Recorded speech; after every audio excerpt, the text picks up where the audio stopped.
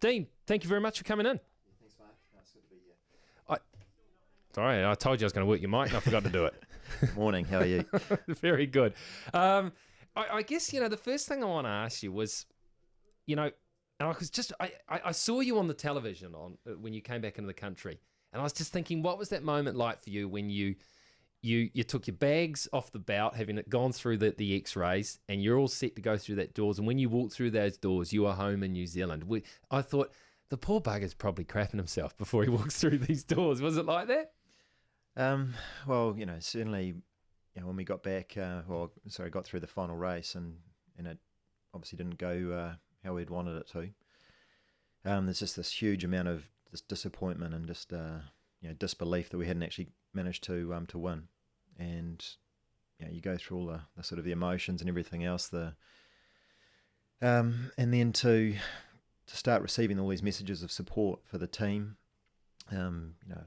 personal messages and everything. It was very, very moving and touching, and I have to say we had no idea of what to expect when we got home, and certainly didn't expect anyone to be at the airport, and just to come through the gates to see all these people that had made the effort to come out to greet the guys as they came back. It was just mind-blowing, and we had people that had driven up from Tokoroa, and there's a busload of people who come up from the Waikato, especially just to see the team, and it was just really very, very moving. In a way, did that make it easier, or would it have been easier, say, if you'd walked through back into the country, we hadn't managed to win the cup, there's no one there, you get in your car, you sort of go, well, that's it then, we'll bugger off back home. In a lot of ways, it made it even worse, because you felt like, well, it's actually touched a lot of people what we've been doing up in San Francisco, and for us, sailing is it's a sport, it's a passion, and everything else, but to think that we've got this many people that have been involved or sort of have got to know the sport, it's just it's very, very cool, and we just dearly would have loved to have been bringing the cup back with us. Was there a moment there, going back to when, and by the way, I've got to tell you that when you were at 8-1, I proudly said that if we didn't win and Oracle won, that I would do Fight for Life. So thank you for that. I've lined myself up for Fight for Life now. You're not interested, maybe? I could call you out right now. No, that's not my thing, unfortunately. But at 8-1, could you sense them coming back? Could you see what we couldn't see? Could you see things that were making you really worry? I think we knew we had a fight on our hands when we probably were on 6 wins, and they'd made a lot of changes. They had certainly improved their ability and the way they were sailing the boat. I think when we started the series, they were pretty green in the way they were sailing the boat, and it was allowing us to sort of have quite a good advantage upwind, particularly. As they sort of looked and more time passed, they were able to do more development. We knew that they were coming, and it was sort of one of those ones that we felt that we needed, and it wasn't never said, but we felt we needed to get it over the line as quick as we could, because they were improving quickly. The telling moment really for me was when we got to we're on 8, the second to last race, when they we had a good start. We were leading around the bottom, and they just literally sailed around us up on the upwind leg, and that was a complete turnaround from early in the series. And we knew in those conditions that they were very much untouchable, because they were just so much faster upwind. They'd found this ability to fall upwind, which we were able to do in bursts, but never, just not to the same degree or level as what they were. What was the feeling then? Did you get like that sort of lump in your throat, like, oh my God?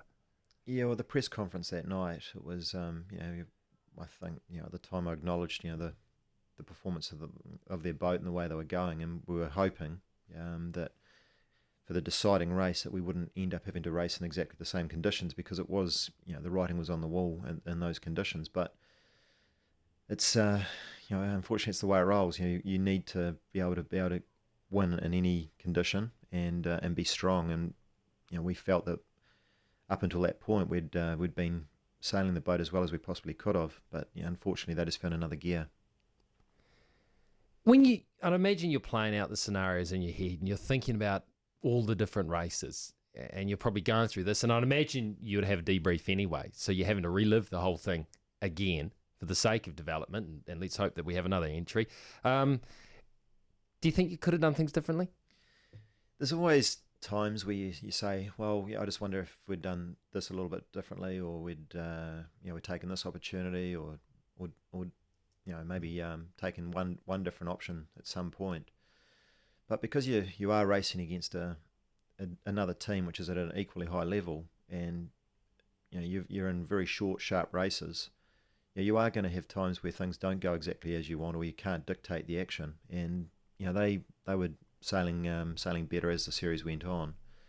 We certainly don't feel like we're outsailed by them. We felt that we actually did sail some very good races, and I think on balance it was two very, very good teams that were going at it, and it was in the end I think we ended up coming up against a boat which had a strength and a condition that we just couldn't match. Did they get better and better as a crew as well? That was one of the things that we were saying. A lot of the pundits were saying, look, this is Oracle's a side that didn't have the advantage of the Louis Vuitton. But then again, the Louis Vuitton was a little bit of a no contest. They could race against themselves in their own preparation. And the thought was that them as a crew were getting better and better as it went on, regardless of what they were doing to their boat. The structure of our program from the time we arrived in San Francisco was felt like it was pretty much spot on. We started the Louis Vuitton series sailing the boat, at a very high level, and we sort of wanted to try and maintain that level, keep improving all the way through until to the LV finals. We wanted to be sailing the boat as well as we could be then against Luna Rossa. Well, keeping a pretty wary eye on what Oracle was doing, because we knew in the end that was the ultimate prize, was being able to beat them, and they were in a development curve, were a long way behind during that Louis Vuitton period. They weren't able to forward jibe and do a lot of these other manoeuvres very consistently. And so, it was really only right at the very death that they managed to get their program together to the point where they were a lot better than what they'd been in the months leading up to it. And I can remember seeing the vision when you were very upset once the race was over, and I imagine just the outpouring of emotion because you weren't competing any longer. You'd gone across the finish line. The reality is that you'd lost, and to the broadcasters' credit, they didn't stay on you too long. They stuck with the winners. And I thought, well, it's easy to feel sorry for a bloke who's just lost and you can see he's visibly upset. But as a sports person, I don't think you really want that, do you? Because you put yourself in that position to test yourself, to be under pressure. And it's not a case of feeling sorry for anyone, is it? You can commiserate with what's happened, but I couldn't imagine you'd want people to feel sorry for you, would you? No, not at all. At the time it was very emotional, because you put 3 years of your life, your heart and soul into the challenge, and we did a hell of a lot, in terms of going from a monohull sailing team into learning how to race multi-hulls, and in the end foiling around San Francisco Bay in an AC-72, which is something I never thought I'd ever do in my entire life.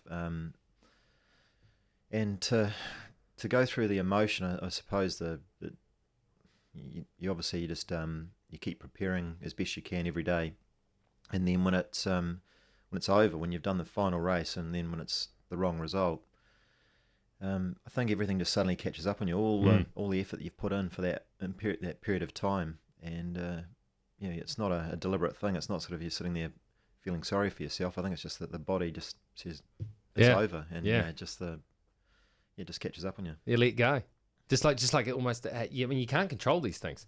Let's go to John. G'day, John. Good morning, gentlemen. Dean, firstly, just a comment and a question, if I may. Dean, congratulations to the whole team. You've united a country behind you for a fantastic effort, and please believe me when I say I'm a middle-aged New Zealander who has no real association with yachting, but I was captivated by what you guys have done on the water and off the water, and the teamwork, sincerity, and the way you've promoted yourselves as true professionals. And obviously, on behalf of the country, I thank you very much for that. And Dean, my question is, with all the talk that Team New Zealand may not be able to keep the team together with financial pressures off the Cup, have you yourself considered or fielded any other offers from rival syndicates for your services? Well, firstly, thanks, John, for the kind words.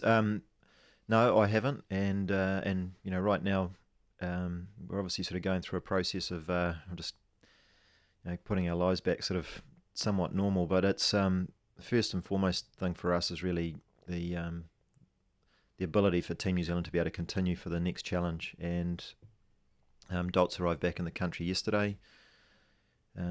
Yes, there's some pressures to be able to retain some of the key people so that there is the chance to have a team for the next challenge.